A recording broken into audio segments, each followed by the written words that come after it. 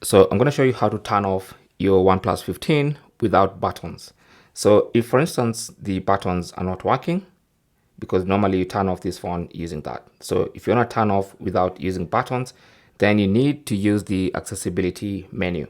So go to settings, and then under settings, scroll down to accessibility and convenience, tap on that, and then go to accessibility. And then under accessibility, you will see the accessibility menu. So you can tap on that and then enable the accessibility shortcut and then tap on allow. And you can see the accessibility shortcut comes onto the screen.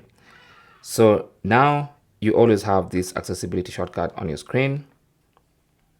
It's always going to be hanging on the side of your screen, and you can use it to turn off your phone. So you can tap on it, and then you access the power menu, and then you can just turn off your phone like that without pressing the buttons.